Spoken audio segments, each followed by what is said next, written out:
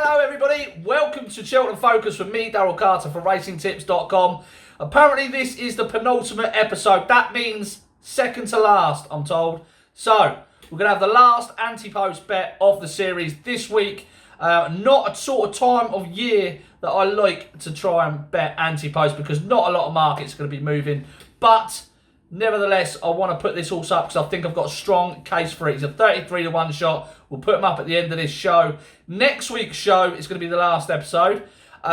So, if you've got any questions about anything, where to stand at Cheltenham, where to bet at Cheltenham, what horses, anything you want regarding Cheltenham, pop the questions down below and we'll get them all onto next week's show. We'll run through our anti-post bets, see where we stand, and we'll go from there. This week, though, we're just going to pick up some action. We're going to run through the market leaders at Cheltenham for some of the races and give you my opinion. And then, of course, the anti-post bet, which I'm excited about. So, without further ado, I know you have all been waiting for this episode. We're going to pick up at Warwick on Friday. Two horses to mention. Lieutenant Rocco beat a good yardstick in Stick with Bill. It went off 7-4. Stick with Bill actually went off even money favourite that day. And Lieutenant Rocco ran out a 9-length winner for Colin Tizard. Now, he suggested that this horse is going to go to the Albert Bartlett. He looks that sort of type of horse. Real gutsy, real staying type. I think he could have a big chance there. But Colin Tizard has a mass of staying novice hurdlers this season. So he's going to pick up a prize or two. Grand Roy was the other horse to pick up, the juvenile. 1-1-2 favourite. Big horse called Minucci, who's not a bad horse at all. Won by 13 lengths. It was heavy ground at Warwick. He'd done it pretty easily indeed. He's likely to go for the Triumph Hurdle. So two horses on Friday to pick up. On Saturday, now Chepstow was abandoned on Saturday to my absolute disappointment. But we'll pick up some action from Kempton. Who Dares wins. Won the Pendle Novices Grade 2 chase. Beating Southfield Stone, beating the well-supported favourite Comanche Red. He picked Southfield Stone up after the final fence. Southfield Stone actually went 1-14 in running with Bet365. But Who Dares wins is the strongest stayer. I'm not entirely convinced that any of those are going to be good enough to be winning any of the novice chases at Cheltenham. Hence why they're running on this day, 2 weeks before Cheltenham. Solo, however, in the next race in the juvenile hurdle, the Adonis ran out a ready winner by 13 lengths. And he probably hasn't beaten much, to be honest with you. But it's the manner in which he did it. He just looks like a lovely horse. And that was his first start for Paul Nicholls. His first British hurdle start. Lovely, lovely horse. Went off a well-supported favourite in the end. Did drift a little bit earlier in the day, but then was smashed back in to 6-4. The late money always counts. Song for Someone won the Kingwell Hurdle Grade 2. Putting any end to Chitterbello. Talks of the likes of Chitterbello to win the champion hurdle, I suspect. Really nice performance. Gutsy stayed on strongly. A really likeable type. I think he's going to be one for Aintree. Highway 101 won the Grade 2 Dovecote Novices Hurdle. Beating West Cork and Kid Commando. I've got a feeling that race is going to work out rather well. We went off at 4-1. A little bit unsupported really in the market, but steady enough. And was a ready winner off the front end. Now, Kempton does suit horses running from the front, but I think it was a decent performance nonetheless. The last race on the card at Kempton on Saturday, Booth Hill won at 5-1. The National Hunt flat race, the bumper.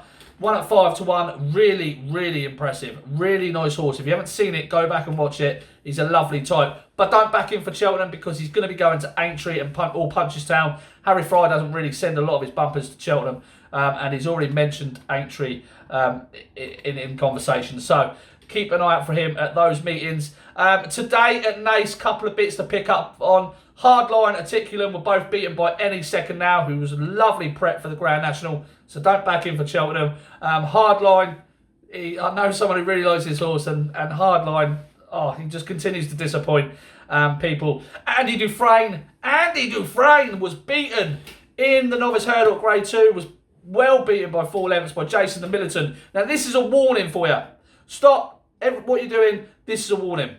Do not take Jason the Militant coming out and winning today as a boost for Asterion Phalange's form in the Chanel Novice Farmer. Do not make that mistake.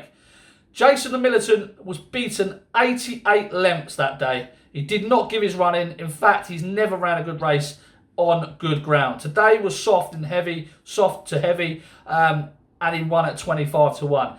But he reversed the form with Mount Leicester, who was actually 75 lengths in front of him the last day. So you cannot take that form seriously of Jason the Militant. All of his best work has come on soft or heavy ground, and just do not take that as a boost for Astérion Filonge. Trust me, I've got a lot of a notebook stuff on the concerns of Astérion Filonge, but I'll wait and give that out a preview night that I'm on. Andy Dufresne did no favours to the Captain Guinness form. It's very difficult to know what's going on with Andy Dufresne. Looked like such a star in bumper days, but it's been disappointing nonetheless. The last race on the card, talking of bumpers, Farouk Delaine for Gordon Elliott and Jamie Codd won the race. Went off at 7-4 favourite. Lots of talk about this horse previously. It's going to be an aeroplane, it's going to be this, that and the other. But it didn't seem like it today when beating Fire Attack's stablemate. Look, they said he will be going to Champion Bumper if it's soft or heavy ground. So bear that in mind. If it comes up any quicker than that, he will not be running. So just some few bits to note. Couple of things to pick up on over at Fontwell. Grand Sancy won a nice beginner's chase at 1-5 on. Was just had to be kept up to his work at the finish though. Almost came to a stop. He doesn't really like soft ground. He is definitely going to be a spring horse. He's progressing nicely. I would say Aintree will be right up his street with a bit of good ground. William Henry won the National Spirit Hurdle, beating Kel Destan and Thomas Darby, putting any end to Thomas Darby's likely champion hurdle aspirations, as well as Kel Destan. Disappointing from the both of them, really. They finished tired. It was really tough going at Fontwell today. But apart from the last race, this is about it. The Open Hunters Chase was won by Bob and Co for David Maxwell. He will now be qualified to run at Cheltenham. I think that's what the plan was for him. He beat stablemate Alcala, who went off at odds on. But yeah, that's about it to pick up on the action. So let's have a quick look through, while we've got the time, let's have a quick look through the market leaders at some of the Cheltenham Festival races. And I'll just try and give you my little bit of opinion on one or two of these horses. So the Supreme Novice Hurdles where we start. Shishkin, 11-4 fav. Is he worth backing? Now this is a horse that could potentially be a future superstar. From what he's done visually and on the clock, he looks very, very good. No, he doesn't have the form in the book. Yes, Huntingdon has a poor record of producing Supreme Novice Hurdle winners, 0-48, I think, something like that. But he just looks like he could potentially be a superstar. Now, I don't think that the form in this Supreme Novice Hurdle is entirely that strong. I've been through it 2 or 3 times. It does look a better race than last year, yes. But I think you can pick holes in a lot of these horses.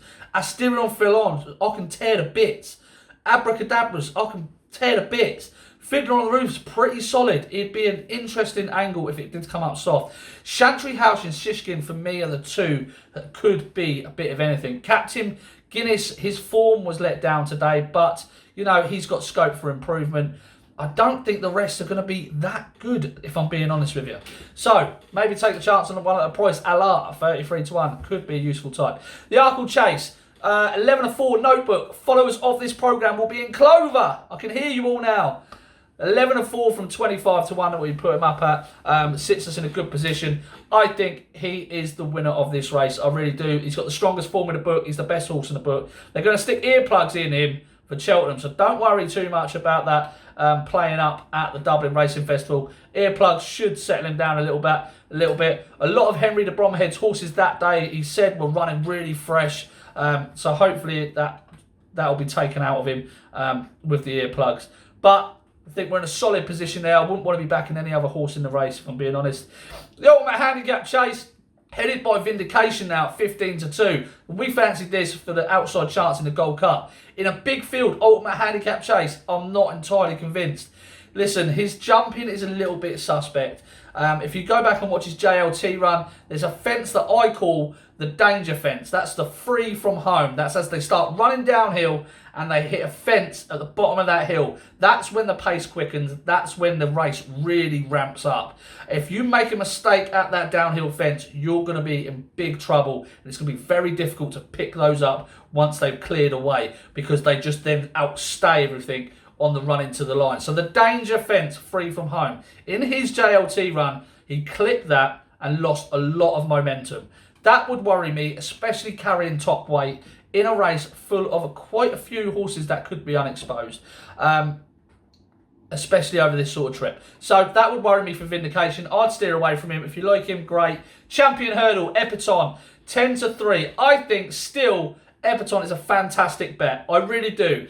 Benny Dejou won't go. Silios Emery, I'm not a massive fan of chasers dropping back to the Champion Hurdle. I don't think he jumps well enough. I don't think he's quick enough. Honeysuckle won't go. Envoy Allen won't go. You've got Pentland Hills, and then you're out to Sharjah. And if the ground is soft, like it's looking like it might be at this early stage, Sharjah's going to have a little bit of a problem there. So Epatton, I think this is a cracking bet. I really do. The Mayor's Hurdle, Benny Dejou, Honeysuckle, going to be one of the clashes of the festival in the Mayor's Hurdle. Benny Dejou, I would slightly favour if the soft ground comes up, but this is a really hot race. Very short prices, 4-5 on, 9-4.